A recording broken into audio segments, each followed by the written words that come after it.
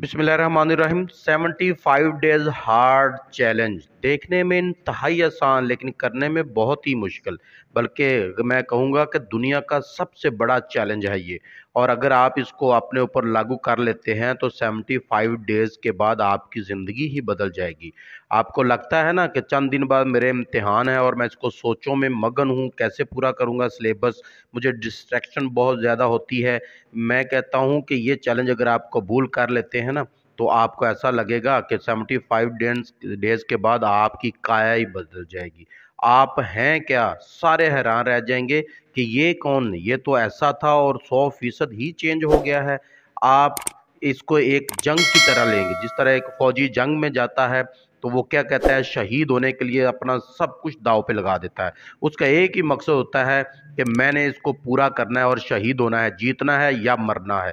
2 ही काम होते हैं। तो अगर आप इस चैलेंज को लेने वाले हैं तो 2 ही काम करेंगे। या तो आप बिल्कुल हार जाएँ, मान लें कि हमने ये चैलेंज कबूल नहीं करना, ख़त्म कर देना है, और अगर इस चैलेंज को लेना है तो 75 डेज़ के बाद आपको जिस तरह एक फ़ौजी को जीत नसीब होती है, इसी तरह आपको भी ऐसी जीत नसीब होगी जो आपकी ज़िंदगी बदल के रख देगी।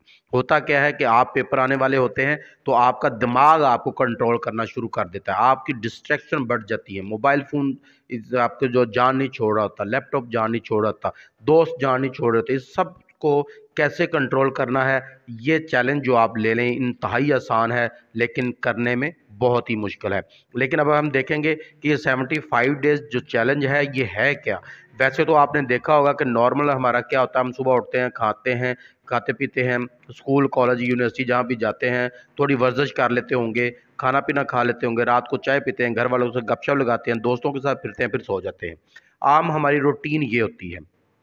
अब आपने क्या करना है, स्टूडेंट्स जो हैं, ये स्टूडेंट्स के लिए जो है सिर्फ 4 पॉइंट आपने देखने हैं। उन 4 पॉइंट्स में से अभी मैं फिर बता रहा हूँ कि वो 4 पॉइंट इंतहाई आसान लगेंगे आपको, लेकिन उसको हमने करना कैसे है, उसको अपने ऊपर इम्प्लीमेंटेशन कैसे करनी है, उस पर हम बात करेंगे। तो इंतहाई आसान लगने वाले बहुत ही मुश्किल होने वाले हैं। फिर मैं बता रहा हूँ दुनिया का सबसे बड़ा चैलेंज है। तो क्या है स्टूडेंट्स के लिए वो 4 पॉइंट, सबसे पहला पॉइंट है रिड्यूस्ड मोबाइल टाइम। कैसे, क्यों होता है, इस पर अभी बाद में बात करते हैं। दूसरा point, increase study time only 5 minute. क्या आपने सिर्फ 5 मिनट ज़्यादा करने हैं अपने पढ़ाई में। नंबर 3, एक्सरसाइज या मेडिटेट। अब ये क्या है, इस पर भी हम बात करेंगे। नंबर 4 पर जो है वो 30 मिनट रिवीजन टाइम होना चाहिए आपका। अब ये 4 पॉइंट्स हैं, आपने सुन लिए हैं, आपको बहुत ही आसान लगे होंगे, आप कहेंगे ये क्या, ये तो इंतहाई आसान है। लेकिन फिर मैं वही बात करूंगा, तीसरी दफ़ा बात कर रहा हूं कि दुनिया का मुश्किल तरीन चैलेंज है ये। नंबर 1 कौन सा आपने बताया, रिड्यूस मोबाइल टाइम। अब मोबाइल टाइम को हम कैसे कम करें, ये तो हमारी आजकल हमारी जान है। हमने तो इस पे अपनी जान के मैसेज देखने हैं, अपनी फ़लाँ के मैसेज देखने हैं, अपने फ़लाँ के मैसेज देखने हैं, इसको आपने कम करना है। फ़र्ज़ कर लें कि आप एक दिन में 4 घंटे मोबाइल फ़ोन यूज़ करते हैं, तो उसको आप हाफ़ कर दें।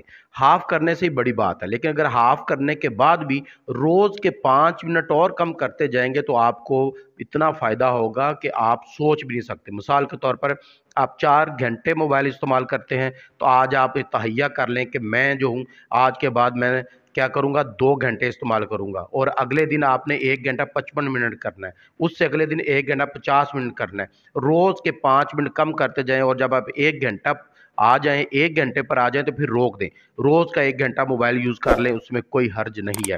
फिर मैं बता रहा हूँ कि आसान नहीं है ये काम, बहुत मुश्किल है। अब आपको मोबाइल फ़ोन के ही हिसाब से पता चल गया होगा कैसे कम करना है, और ये बहुत मुश्किल काम है। दूसरी बात, इसको लें, इसको चैलेंज को पूरा करें और फिर कामयाब हो जाएँगे आप। दूसरा क्या है, increase study time only 5 minute.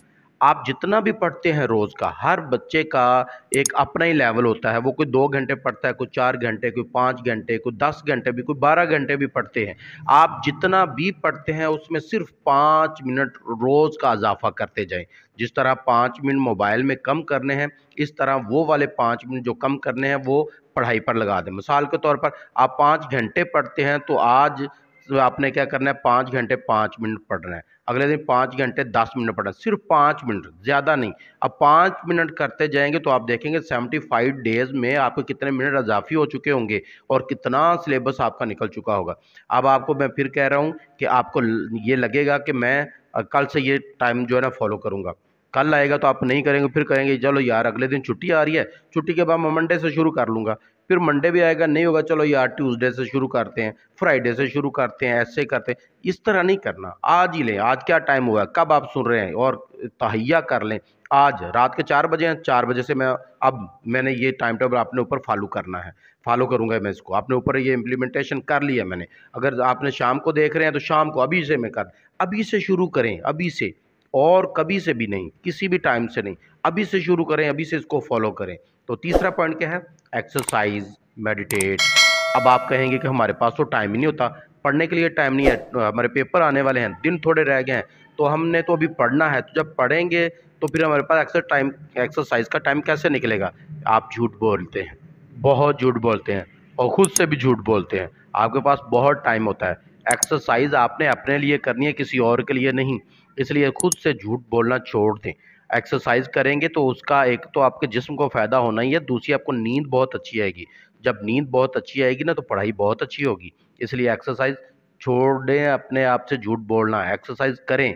और अगर कोई ऐसा बच्चा सुन रहा है जो जिस्मानी मेहनत करता है, जो पढ़ने के साथ साथ कोई ऐसा काम करता है जिसमें जिस्मानी मुशक्क़त होती है, तो उसे एक्सरसाइज की ज़रूरत नहीं है, उसे ऑलरेडी नींद बहुत अच्छी आती है, और आपको अच्छी नींद नहीं आती।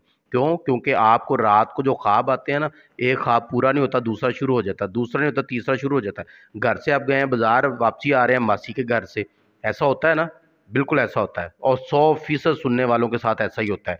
वो क्लास में बैठे हुए हैं, जब बात करते हैं तो ऐसा लगता है जैसे घर में बैठे हुए हैं, घर में बैठे हुए बात कर रहे होते हैं, ऐसा लगता, बाद में वही ख्वाब आके शुरू होता है, हम तो कॉलेज पढ़ने के लिए जा रहे होते हैं, कोई उल्ट पुल्ट, ये वो सारे ख्वाब ऐसे होते हैं। उसकी वजह ये है, आपको अच्छी नींद नहीं आती। और अच्छी नींद कैसे है जी? एक्सरसाइज करने से, जिस्मानी मशक्क़त से। इसलिए खुद से झूठ बोलना छोड़ें और एक्सरसाइज को ज़िंदगी का हिस्सा बनाएं। नंबर 4 पे क्या है, सोने से पहले आज आपने जो भी पढ़ा है ना उसकी रिवीजन कर लें। जो भी पढ़ा है सिर्फ 30 मिनट लगा लें। आपने एक किताब पढ़ी है, 2 किताबें पढ़ी हैं, एक टॉपिक पढ़ा है या 2 टॉपिक पढ़े हैं, या कुछ भी पढ़ा है, सिर्फ 30 मिनट आपने रोज़ के सोने से पहले उसको, जो आज सारा दिन पढ़ा है, चाहे कॉलेज में, यूनिवर्सिटी में, ट्यूशन सेंटर में, कोचिंग सेंटर में, जहाँ भी आपने पढ़ा है, 30 मिनट लगाने हैं, उसको रिवीजन कर लें। जब आप ऐसा कर लेंगे तो फिर आप देखें क्या क्या कुछ होता है आपके साथ। और ये 75 डेज चैलेंज आप कबूल करते हैं तो आपकी काया पलटने वाली है। अब आप क्या करेंगे, अब हमने क्या करना है, जब आप इस चैलेंज को लेंगे ना आपको बहुत खुशी होगी, और जब खुशी होती है ना तो आपके ब्रेन में एक हार्मोन, ब्रेन जो होता है वो डोपामीन, ब्रेन में आपका जो है वो पैदा होगा। जब वो पैदा होगा तो उससे आपको बहुत खुशी होगी, आपने चैलेंज ले लिया है। लेकिन जैसे जैसे दिन गुजरेंगे उसकी पैदा होने की मिकदार में कमी आती जाएगी। वजह क्या होगी कि आपका ब्रेन आपको कंट्रोल करना शुरू कर देगा, आप ब्रेन को कंट्रोल नहीं करेंगे, वो कहेगा छाड़ यार, आज मोबाइल फ़ोन यूज़ करते हैं, चलो छोड़ो यार क्रिकेट खेलने चलते हैं। ये नहीं होना चाहिए, इसको पूरा अपने ऊपर लें, और अगर इसको भी कंट्रोल करना है तो उसके लिए भी 2 स्टेप है। पहला स्टेप क्या है? पहला स्टेप ये है कि आप माइंड सेट अपना बना लें। माइंड सेट कैसे? जैसे अभी थोड़ी देर पहले मैंने फ़ौजी की बात की थी। फ़ौजी क्या करता है? शहीद होने के लिए सब कुछ दाँव पे लगाता है, या मरना है या मारना है, जीतना है या शहीद होना है। आप भी अपने आप को बंद कर लें कमरे में, सबसे जितनी भी डिस्ट्रैक्शन है आपकी वो सबको छोड़ दें, ख़त्म कर दें। और उसको कैसे ख़त्म करना है, इससे पहले वीडियो में जाके देख लें, हमने सारा कुछ बताया हुआ है। उस वीडियो में हर चीज़ आपको मिलेगी, डिस्ट्रैक्शन कौन कौन सी है, उनको ख़त्म कैसे किया जा सकता है।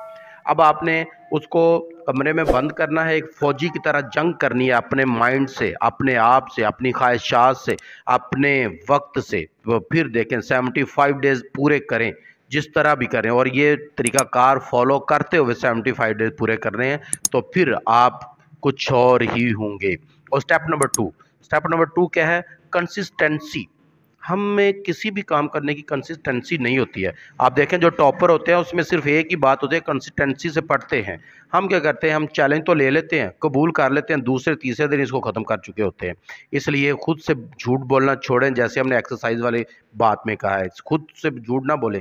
जो भी आप पढ़ते हैं कंसिस्टेंसी से पढ़ें, थोड़ा पढ़ें लेकिन उतना रोज़ का पढ़ें, तो आपका ये मसला भी हल हो जाएगा। फिर आपका दिमाग आपको कंट्रोल नहीं करेगा, आप दिमाग को कंट्रोल करे होंगे।